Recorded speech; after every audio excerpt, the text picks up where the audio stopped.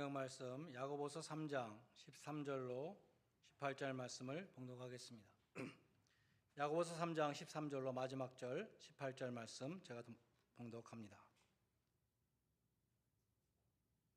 너희 중에 지혜와 총명이 있는 자가 누구냐? 그는 선행으로 말미암아 지혜의 온유함으로 그 행함을 보일지니라. 그러나 너희 마음속에 독한 시기와 다툼이 있으면 자랑하지 말라. 진리를 거슬러 거짓말하지 말라. 이러한 지혜는 위로부터 내려온 것이 아니요 땅 위의 것이요 정욕의 것이요 귀신의 것이니 시기와 다툼이 있는 곳에는 혼란과 모든 악한 일이 있음이라. 오직 위로부터 난 지혜는 첫째 성결하고 다음에 화평하고 관용하고 양순하며 긍휼과 선한 열매가 가득하고 편견과 거짓이 없나니 화평하게 하는 자들은 화평으로 심어 의의 열매를 거두느니라. 아멘. 야고보서의 주제는 성숙하라입니다. Be mature. 성숙한 그리스도인은 시련을 인내로서 극복한다. 1장의 주제였습니다. 2장에서는 성숙한 그리스도인이란 행함이 있는 믿음을 가진 자라고 말씀했습니다. 그리고 지난주에 살핀 3장 1절로 12절에서는 성숙한 그리스도인이란 혀를 다스릴 줄 아는 사람이라고 말씀했습니다. 오늘 본문에서는 성숙한 그리스도인이란 위로부터 난 지혜를 소유한 자라고 말씀합니다. 지혜와 지식은 다릅니다. 지식은 많으나 삶에 지혜가 없는 사람이 있습니다. 반대로 많이 배우지는 못했지만 말과 행동이 지혜로운 사람도 있습니다. 지식은 머리로 어떠한 사물이나 상황을 분석하고 이해하는 것이라 한다면 지혜는 실생활에서 효과적으로 지식을 선용하는 것입니다. 오늘 본문은 특별히 인간관계의 지혜를 말씀하는데 시기와 다툼을 일으키는 땅의 지혜와 화평과 의의 열매를 거두는 하늘의 지혜를 대조해서 말씀합니다. 먼저 14절로 16절은 땅의 지혜를 이렇게 말씀합니다. 너희 마음속에 독한 시기와 다툼이 있으면 자랑하지 말라. 진리를 거슬러 거짓말하지 말라. 이러한 지혜는 위로부터 내려온 것이 아니요 땅의 것이요 정욕의 것이요 귀신의 것이니 시기와 다툼이 있는 곳에는 혼란과 악한 일이 있음이라. 여기 지혜의 근원, 세상 지혜의 근원, 또 그 세상 지혜의 근원이 일으키는 일들, 또 거두는 열매가 나오고 있습니다. 땅의 지혜는 위로부터 내려온 것이 아니라고 했습니다. 하나님이 주시는 지혜가 아니라 죄에 물든 세상, 죄악된 육신, 또 악한 영으로부터 나오는 지혜라고 말씀합니다. 데이비드 플라튼이 이렇게 설명했습니다. 세상의 지혜는 땅의 지혜인데 땅보다 더 깊은 문제가 있습니다. 그 세상의 지혜는 하나님으로부터 나온 것들과 완전히 반대입니다. 그것은 교묘하면서도 강력하게 마귀적입니다. 창세기 3장에서 뱀은 이브에게 하나님의 지혜 대신 자기의 지혜를 믿도록 유혹했습니다. 대적 마귀는 오늘도 모든 사람들에게 같은 유혹을 하고 있습니다. 그처럼 마귀적인 세상의 지혜는 16절 말씀처럼 시기와 다툼을 일으킵니다. 사도행전 17장에 보면 바울이 데살로니가라는 도시에 가서 유대인의 회당에서 3주 연속 새 안식일 복음을 전했습니다. 그 결과 많은 이방인들이 복음을 받아들였는데 유대인들은 시정잡배를 동원해서 깡패들을 동원해서 바울을 잡으려고 소동을 일으켰습니다. 유대인들이 왜 소동을 일으켰는가 5절에 보면 그 이유는 시기였다, 젤러시였다라고 되어 있습니다. 오스카 와일드의 글에 시기의 악마성이라는 것이 있습니다. 성자가 되기 위해서 리비아 사막을 걸어가고 있는 수도사가 있었습니다. 마귀의 졸개들이 이 수도사가 성자가 되는 것을 막기 위해서 각종 유혹을 했습니다. 예쁜 여자로 유혹했지만 넘어가지 않았습니다. 황금으로 유혹했지만 흔들리지 않았습니다. 협박을 해도 흔들리지 않았습니다. 수도사는 앞만 바라보며 당당하게 성자가 되기 위해서 걸어가고 있었습니다. 마귀의 졸개들은 좌절했습니다. 그 꼴을 보고 있던 왕마귀가 한심한 놈들 하고 혀를 차면서 내가 하는 거 봐라 이렇게 말합니다. 그리고 왕마귀는 수도사의 귀에 딱 한 문장을 얘기했습니다. One sentence.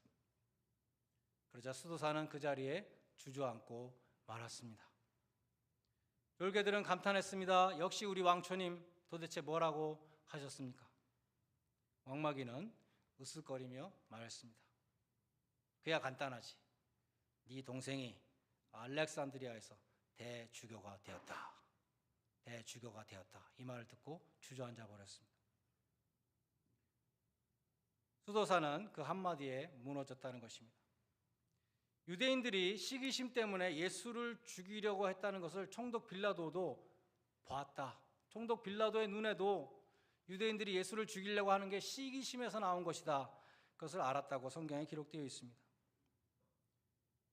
사도들이 성전에서 복음을 전하고 병자들을 고칠 때 그 성전에 주인 노릇을 하고 있었던 대제사장과 사두개인들의 당파가 시기가 가득하여 사도들을 잡아다가 옥에 가두었다고 또 기록되어 있습니다. 사탄은 이 데살로니가 교회의 유대인들에게도 시기심을 불어넣었습니다. 그래서 그들로 하여금 사람들을 선동하고 소동을 일으키도록 역사한 것입니다.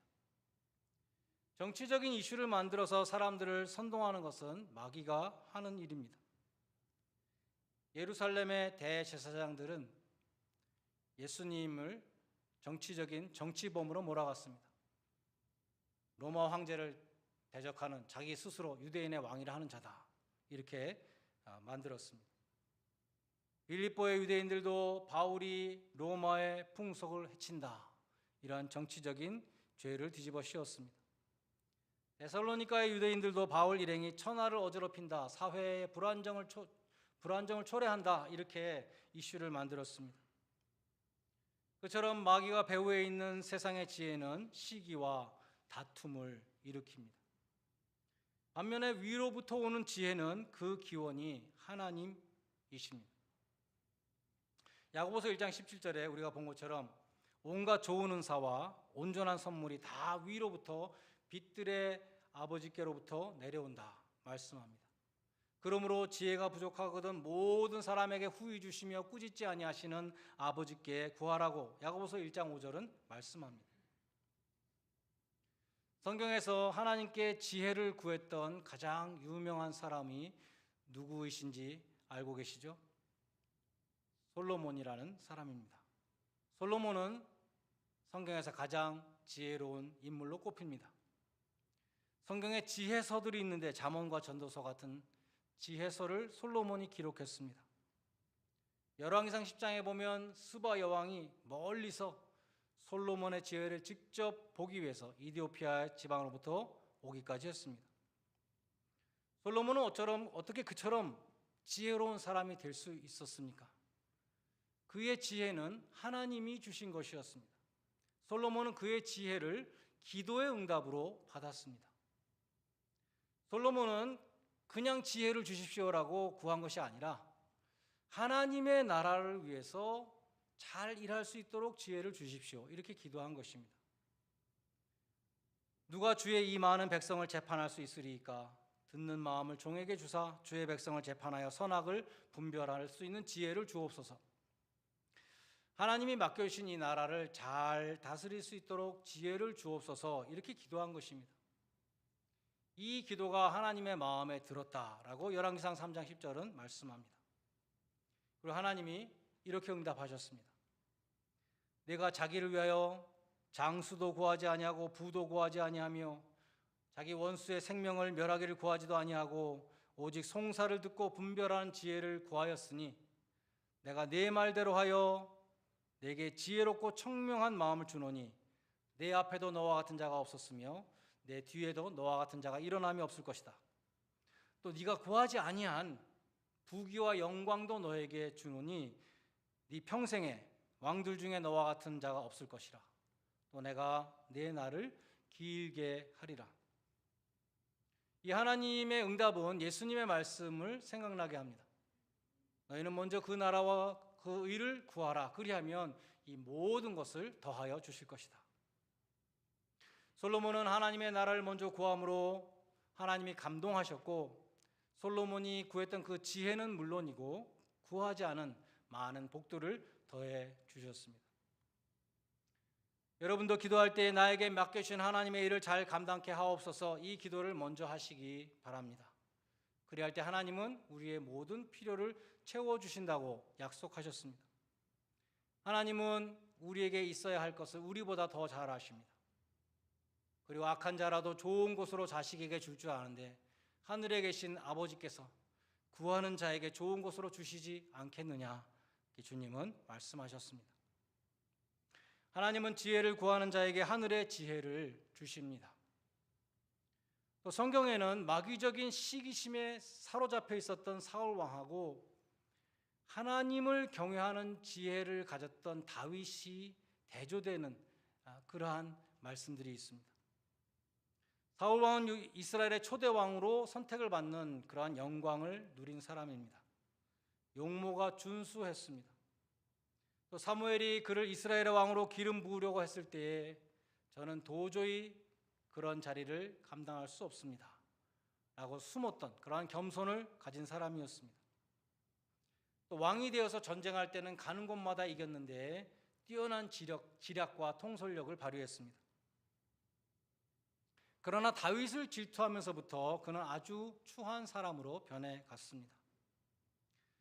사울왕과 다윗이 블레셋과의 전쟁에서 승리하고 돌아옵니다. 골리앗을 죽이고 돌아왔습니다. 개선장군처럼 돌아오고 있을 때 환영하러 나온 여인들이 노래를 부를 때 사울은 천천히요 다윗은 만만이다, 이렇게 노래를 했습니다. 그 비교로부터 사울 왕의 시기가 시작되었습니다. 질투는 결국 사울 왕의 삶을 파괴시켰습니다. 점점 지혜도 없어지고 능력도 상실하면서 무력한 왕이 되어갑니다. 결국 전쟁에서 패배하고 스스로 자폭해버리는 비참한 최후를 맞게 되었습니다. 근데 사무엘상 18장 10절에 보면 사울 왕에게 임한 그 분노와 질투의 배후에는 악령이 있었다, 그것을 알 수 있습니다. 사울 왕에게 악신이 내릴 때마다 사울이 단창을 던져서 다윗을 벽에 박으려고 했습니다. 우리 마음에 일어나는 분노와 시기심을 해결하지 못하면 어느새 사탄이 우리 마음을 점령하게 되는 것입니다. 에베소서 4장 26절 27절에 보면 분을 품게 되면은 마귀가 틈을 타게 된다, 이렇게 말씀합니다. 다윗은 블레셋 땅으로 도망갔습니다. 사울 왕이 쫓아올 수 없는 남의 나라로 망명을 간 것이죠. 그런데 가드라는 골리앗의 고향으로 해필이면 피난을 가게 되었습니다. 사울 왕은 쫓아오지 못했지만 그곳은 결코 안전한 곳이 아니었습니다. 가드 사람들은 골리앗을 죽인 다윗을 알아보았습니다. 사울이 죽인 자는 천천히요 다윗은 만만이다, 이스라엘 여인들의 노래 가사도 알고 있었습니다. 다윗은 가드 왕 아기스 앞에 잡혀오게 됩니다. 시편 56편에는 다윗이 가드에서 블레셋인에게 잡혔을 때라는 제목이 붙어 있습니다. 그때 이렇게 기도했다는 것이죠. 나의 유리함을 주께서 계수하셨사오니 나의 눈물을 주의 병에 담으소서. 이것이 주의 책에 기록되지 아니하였나이까. 내가 어뢰는 날에 내 원수들이 물러가리니 이것으로 하나님이 내 편이심을 내가 아나이다. 내가 하나님을 의지하여 그의 말씀을 찬송하며 여호와를 의지하여 그의 말씀을 찬송하리이다. 내가 하나님을 의지하였은즉 두려워하지 아니하리니 사람이 내게 어찌하리이까. 아무도 의지할 사람이 없는 그 원수의 땅에서 하나님만 바라보며 하나님만을 의지하고 사람을 두려워하지 않는다고 고백하고 있습니다. 잠언 9장 10절에 보면 지혜란 무엇인가? 여호와를 경외하는 것이 지혜의 근본이다 라고 말씀합니다.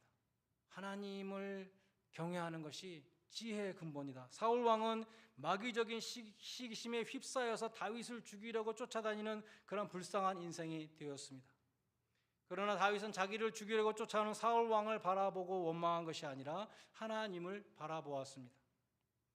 하나님을 바라보는 것이 바로 지혜의 근본입니다. 여러분 모두가 다윗과 같이 하나님을 바라보는 자 되시기 바랍니다. 하늘로부터 오는 지혜를 구하시기 바랍니다. 마지막으로 오늘 18절에 보면 하나님으로부터 오는 지혜는 화평으로 심어 의의 열매를 거둔다라고 말씀합니다. 이 말씀을 묵상해 보면 이 말씀이 바로 예수님을 가리키고 있다는 것을 알 수 있습니다. 평화의 왕으로 오셔서 십자가에서 화목 제물이 되셨고 그러면서 하나님의 의를 이루시고 예수를 믿는 자들에게 하나님의 의를 거저 주시는 칭의를 주시는 그분이 누구셨는가? 바로 예수님이셨죠. 화평으로 심어 의의 열매를 거두신 분입니다. 그래서 고린도전서 1장 24절은 그리스도는 하나님의 능력이요 하나님의 지혜라. 그리스도는 하나님의 지혜라고 말씀합니다. 고린도전서 1장에 가장 많이 나오는 단어가 지혜입니다.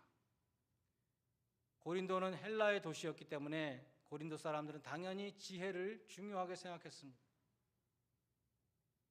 바울이 지혜에 대해서 말씀하는데 십자가에 나타난 하나님의 지혜는 세상 사람들의 지혜로 볼 때 아주 미련하게 보이고 반대로 세상 지혜자들의 그 지혜는 하나님이 보실 때에 또 굉장히 미련한 것이다. 이러한 역설을 말씀합니다. 지혜를 숭상했던 세상 지혜를 숭상했던 헬라인들에게 십자가는 말이 안 되는 것이었습니다. 헬라인들은 소크라테스가 말한 것처럼 철학자 왕, 필라소퍼 킹, 지혜로운 통치자, 인간의 욕정이나 고통을 뛰어넘는 고상한 왕 이런 것을 숭상하는 전통을 갖고 있었습니다. 바울은 어떠한 왕을 전했습니까? 하나님이 보내신 왕, 십자가에 못 박혀 죽었다. 이것은 얼마나 그 사람들이 볼 때 미련하고 어리석은 이야기였을까요? 사도 바울은 세계 문명의 중심지인 로마에서 복음을 전할 때에 또 상업의 중심지였던 고린도에서 복음을 전할 때 조롱을 각오해야 됐습니다. 학식과 교양이 있고 철학적인 지성을 가진 사람들에게 나사렛 예수가 하나님의 아들이요 세상의 구주라고 하는 그 사람들이 봤을 때 너무나 미련한 내용을 말해야 했던 것입니다. 로마 궁정의 그 찬란한 앞에서 말구유에 나신 왕을 말했습니다. 가이사의 거대한 권력 앞에서 예수 그리스도의 연약한 십자가를 증거해야 했던 것입니다. 그럼에도 불구하고 바울이 복음을 부끄러워하지 않았던 것은 오직 복음만이 모든 믿는 자들에게 하나님의 능력이요 하나님의 지혜가 되기 때문이라고 말씀합니다. 하나님께서는 지혜 있는 자들의 지혜를 멸하고 총명 있는 자들의 총명을 패하시고 전도에 미련한 것으로 믿는 자들을 구원하시기를 기뻐하셨다라고 말씀합니다. 부르심을 입은 자들에게는 유대인이나 헬라인이나 그리스도는 하나님의 능력이요 하나님의 지혜라고 그렇게 말씀합니다. 그러므로 복음을 부끄러워하는 것은 하나님의 능력을 부끄러워하는 것이고 하나님의 지혜를 부끄러워하는 것입니다. 날로 세속화되어가는 이 시대 속에서 복음을 전하는 교회만이 살아남게 될 것입니다. 복음을 부끄러워하는 교회는 살아남지 못할 것입니다. 복음을 부끄러워하지 않는 교회만이 강하고 견고하게 서게 될 것입니다. 하나님의 능력은 오직 십자가 복음만을 통해서 드러나기 때문입니다.